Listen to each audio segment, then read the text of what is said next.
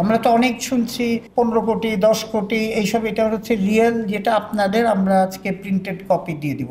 গতকাল থেকে শুনছিলাম মানে বিভিন্ন গণমাধ্যমে এসেছে যে ফারুক আহমেদ ফারুক ভাই হলো আইসিসি কে কমপ্লেইন করেছেন যে ওনার সাথে যেটা হয়েছে পুরো ব্যাপারটা নিয়ে। নিশ্চয়ই আজকের যে আপনাদের যে বোর্ড সভা ছিল সেখানে সেটা নিয়ে আলাপ হয়েছে। যদি আলাপ হয় বিসিবির পরবর্তী পদক্ষেপ কি থাকবে? কারণ আমরা তো জানি একটা ব্যানের ব্যাপার স্যাপারও আছে বা এরকম কথা শোনা যাচ্ছে। আর এটা তো আমি বলবো এটা আইসিসির থেকে আপনারাও শোনেননি, হ্যাঁ, বা বিসিবির থেকেও শোনেননি, এটা অ্যাজাম্পশন চলছে।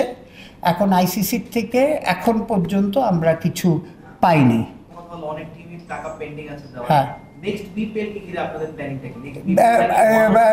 নেক্সট বিপিএল এর যেটা কথা হচ্ছে যে আমরা নেক্সট বিপিএল যখন হবে টিমসে কেন যা টিম সিলেকশন এটা তো শেষ হয়ে গেছে, নতুন করে লং টার্মে দেওয়ার সময় we have to be very very very very careful. আর আপনি জানেন আমাদের এটার মধ্যে বিগেস্ট সমস্যা হচ্ছে আমরা রাজশাহী অনেকের থেকে আমরা ব্যাংক গ্যারেন্টিটা নেইনি। কথাটা বুঝছেন? দিস ওয়াজ যেহেতু আমাদের প্রেসিডেন্ট সাহেব নিজে হ্যান্ডেল করেছিল, আপনারা সবাই জানেন উনি নিজে হ্যান্ডেল করেছে, আমাদের ফর্মার প্রেসিডেন্ট নিজে হ্যান্ডেল করেছিল, ওনার আইডিয়ার মাধ্যমে উনি এটা হয়তো নেয়নি। সেটার ব্যাপারে সেই সব ব্যাপার আমরা দেখে সামনে মেন কনসেন্ট্রেশন থাকবে যাতে আস্তে আস্তে আস্তে আমাদের বিপিএল এর ইমেজটাকে আপগ্রেড করতে হবে। না না, নতুন টিম আসবে তো এখানে, তো আর নতুন টিম আসবে। হ্যাঁ, কিসের? না না, এখন তো আমাদের বিপিএল এর সময়টা তো আছেই, ওই সময়টা একটা উইন্ডো আছে। এখন জিনিসটা হচ্ছে সব কিছু করে করে আমরা এখন মানে ওইটা করার ডেটটাই হবে, কিন্তু পলিসিগতভাবে আমরা এখন যেটা হচ্ছে পলিসিগুলি ঠিক করে ফেলবো।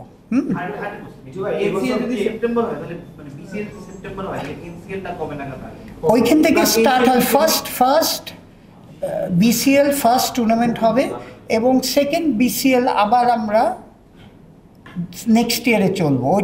মানে কথাটা বলছেন যে প্রতি বছরটা একটা হওয়ার কথা। হ্যাঁ, সো এবার বিসিএল যেহেতু এখন এই যে বৃষ্টি টিষ্টি শুরু হয়ে গেছে এটা হবে না, তো সুতরাং এটা আমরা সেপ্টেম্বরে ফার্স্ট টুর্নামেন্ট হিসেবে আপনারা দেখবেন, তারপরে আবার 25-এ আরেকটা বিসিএল দেখবেন।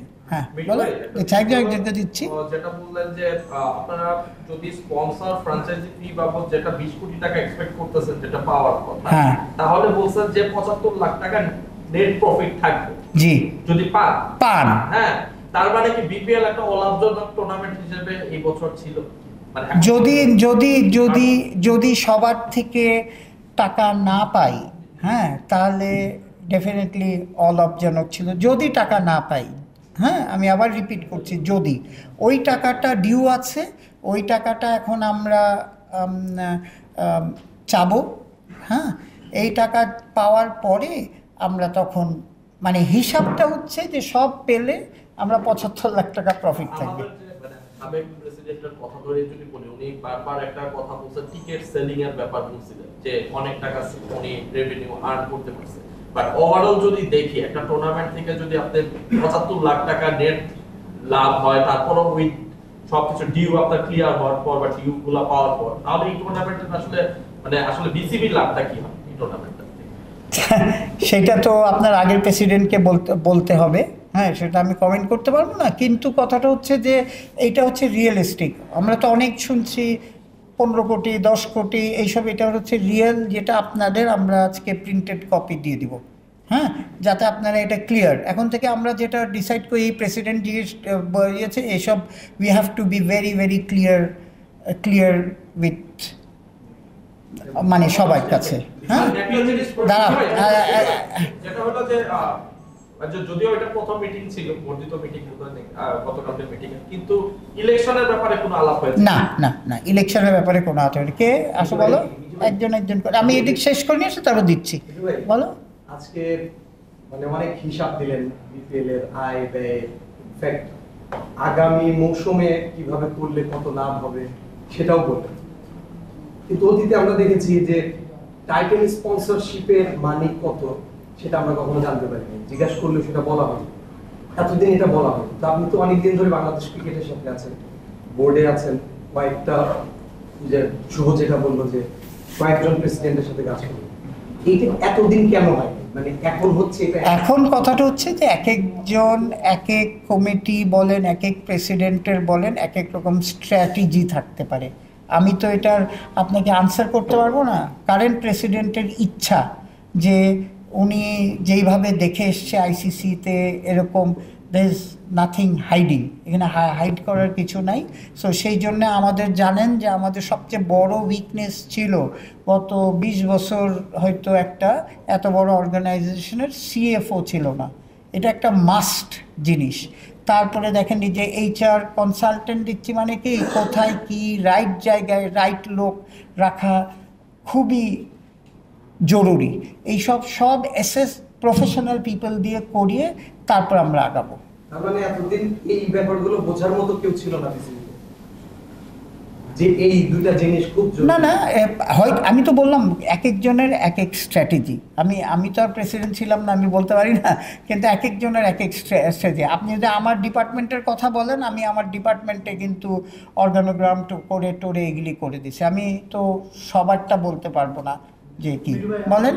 আপনি ডিসেন্ট্রালাইজেশনের কথা বলেন, যেটা কালকে প্রেসিডেন্ট এসে বলেছেন, হ্যাঁ। এই জিনিসটা তো আমরা অনেকদিন ধরেই শুনছি। এটা মানে স্টার্টটা কিভাবে হবে বা কবে হবে? স্টার্টটা যেটাই হয়েছে আমরা করেছিলাম কি, এই জন্যেই বলেছি পাইলট প্রজেক্ট। দেখেন আমাদের তো এক্সপিরিয়েন্স এটাতে কম যে ডিসেন্ট্রালাইজেশন করতে একটা। সো এখন যেটা করা হচ্ছে, আমরা ইমিডিয়েটলি ডিসেন্ট্রালাইজেশন করে আগে দুইটা পার্ট আমাদের দুই ডিরেক্টরের আন্ডারে দুইটা দিয়ে দেবো, একটা নর্থ আর একটা ঢাকা চিটাগং এই জোনটা। এইটা বলি না আমরা মিনি বিসিবি হবে, ওরকম মিনি বিসিবি হবে ওদের ওইখানে হবে। ধরেন এখন স্কুল ক্রিকেট করা হচ্ছে কি, ঢাকার থেকে সব স্কুল ক্রিকেট করা হচ্ছে। Cricket board should get involve in national school cricket, ঠিক আছে, কিন্তু ইচ জায়গার স্কুল ক্রিকেট তো ওইখানকার অ্যাসোসিয়েশন বলেন বা যেখানে যেটা আমরা ডিসেন্ট্রালাইজেশন ওইখান থেকে করে টিমগুলি এসে খালি খেলবে বড় টুর্নামেন্টটা। কথাটা বুঝছেন? সো ওই প্ল্যানটা করা হচ্ছে, আরও ডিটেলে আমরা প্ল্যান করতেছি। আগের প্ল্যান যে বাদ হয়ে যাচ্ছে নতুন করে প্ল্যান না, বাট আমরা অ্যাক্টিভ করছি আগের প্ল্যান, আর কারেন্ট প্রেসিডেন্টের আইডিয়া আরও ইনকর্পোরেট করে আমরা এগিয়ে যেতে চাচ্ছি। ভাই একজন করে। পাইলট প্রজেক্ট এর আগেও হয়েছিল, মানে প্রায় সময় চাচ্ছে আপনারা কি ওইটাই আবার রিস্টার্ট করতেছেন? না এটা নতুনভাবে ওইভাবে পাইলট প্রজেক্ট রিস্টার্ট। তো অ্যাকচুয়ালি আপনি যদি, তখন তো আমি ছিলাম না, আমি তো লাস্ট 3 বছর ছিলাম, আমার সময় তো আমি দেখিনি আগে কি হয়েছে। এটা তো তাহলে যারা ছিল তাদের জিজ্ঞেস করতে হবে। আমি লেট বি ভেরি স্ট্রেট, আগের যারা ছিল তাদের জিজ্ঞেস করতে হবে। এখন সিচুয়েশন হচ্ছে যে ওইখানে কিভাবে হয়েছিল না, এখানে আমাদের একটা তো রিজনাল ক্রিকেট, এটা কিন্তু বহু 2000-এর মিড 2000 থেকে কিন্তু এসব কথা আমরা শুনে এসেছিলাম, রিজনাল ক্রিকেট, কিন্তু রাইট রিজনাল ক্রিকেট কিন্তু কিক অফ হয়নি। সো এখন যেটা প্রায়োরিটি 1-এ আছে যে রিজনাল ক্রিকেট, আপনার যেভাবে বলতেছি পাইলট প্রজেক্ট হিসেবে দুটো করে, কারণ একসঙ্গে আমাদের তো এই ব্যাপারে এক্সপিরিয়েন্স একটু কম।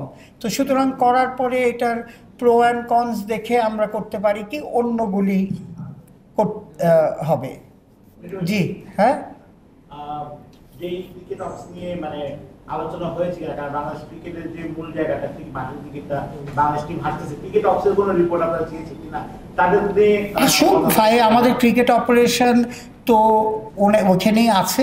ডেফিনেটলি উনি ফেরত আসলে আমরা এটা নিয়ে আলাপ করব, কোথায়, মানে আমরাও জানি, সবাই জানি আমাদের কোথায় আমরা খারাপ করতেছি, ব্যাটিং কন্টিনিউয়াসলি করছে, এটা নিয়ে আবার বসবে। সুবিধাটা হচ্ছে আমাদের one of the finest cricketer, এখন বাংলাদেশের ওয়ান অফ ফাইনেস্ট ক্রিকেটার হচ্ছে আমিনুল ইসলাম বুলবুল। তারপরে চিন্তা, তার হাত ধরে আফগানিস্তান এসেছে, নেপাল এসেছে, কথাটা বুঝছেন। সো ওই এক্সপিরিয়েন্স দিয়ে আমরা ভবিষ্যতের আমরা যদি স্টার্টটা ঠিক মতো করতে পারি তাহলে নিশ্চয়ই ভবিষ্যতে সাফল্য দেখব। ক্রিকেট বিকেন্দ্রীকরণ নিয়ে বারবার একটা বাধা ছিল যে কেন্দ্রে বিসিবির কেন্দ্রে ক্ষমতা থাকবে, কিন্তু ওইখান মানে যারা রিজনাল লিগে যারা ওই ক্ষমতা ভাগ হয়ে যাবে, একটা ভয় ছিল সবসময়। এই জন্যেই হ্যাঁ, হয়তো আগের কথা টেনেন না। আর রিকোয়েস্ট এখন দেখি যে যেই প্ল্যানটা করা হচ্ছে যে এটা ডিসেন্ট্রালাইজেশন করা হবে, আমরা দুটো দিয়ে স্টার্ট করতে চাচ্ছি। আমরা কিন্তু আগে দিয়ে দিয়েছিলাম, কমিটি বানানো হয়ে গেছিল, তারপর তো হয়নি। তারপর তো আমাদের মাঝখানে যে সিচুয়েশনটা গেল, হয়তো এই বছর একটু বেটার দেখতেন, কিন্তু কথাটা হচ্ছে যে ওইখানে তো আমরা চাচ্ছি, ইচ্ছা আছে, আমরা সামনে হয়তো 6 মাস পরে আপনাকে আমি ভালো করে উত্তর দিতে পারবো। আচ্ছা বলো। হ্যাঁ, আপনি বললেন যে আমরা অনেক কিছু শুনেছি যে 10 কোটি 15 কোটি, ক্লিয়ার হিসাবটা হচ্ছে 75 লক্ষ টাকা আপনাদের নেট 75 লক্ষ টাকা। Faruk Ahmed ex BCB president তিনি বলেছিলেন যে টিকিট থেকে এই লাভটা হয়েছে। আমার মনে হয় আপনি ওই কথা ধরেই বলেছেন যে আমরা শুনেছি 10-15 কোটি টাকা। ওনার বললাম তো আমি আপনাকে যে 12 কোটি। জি বলেন। তো ওই সময়ে ফারুক আহমেদ একটা প্রেস রিলিজ দিয়েছিলেন, একটা ভিডিও দিয়েছিলেন যে টিকিট থেকে কত টাকা লাভ হয়েছে। তখন আপনি বোর্ডে ছিলেন, তখন কি কারণে বলেননি বা বলতে পারেননি যে আপনাদের না এখন শেষ করি ভাই। হ্যাঁ, এবং আপনি মিডিয়ার চেয়ারম্যানও ছিলেন, মিডিয়ার থ্রুতেই আমাদের কাছে ইনফরমেশনটা এসেছে যে এত টাকা লাভ হয়েছে। শুনেন, লাভ হয়নি, কিন্তু বলেছে টিকিট সেল। কথাটা বোঝেন, মানে এটা তো আমি তো বিপিএল কমিটিতে ছিলাম না, আমাকে মিডিয়া যেটা দিবেন সেটা। আজকে আমাকে এই কাগজটা দিয়েছে, আমি বলেছি আমি আপনাদের কাছে দিয়ে দিব, একদম clear cut. This will be in the audited report also, যদি ইয়ে থাকে। তো সেইখানে আমি তো বললাম যে 12 কোটি 34 লক্ষ টাকা সেল হয়েছে, কিন্তু তারপরে সব খরচ বাদ দিয়ে আমাদের নেট রেভিনিউ যদি বলেন নেট, যে 3 কোটি 35 লক্ষ টাকা। কথাটা বুঝছেন? সো এখন জিনিসটা হচ্ছে যে ওইখানেও ইনফরমেশন গলত দেয়নি, এইখানেও ইনফরমেশন গলত, মানে রং না। এটা হচ্ছে 100% পারফেক্ট ইনফরমেশন, আর ওইখানে উনি বলেছিলেন গ্রস। এই হচ্ছে ডিফারেন্স।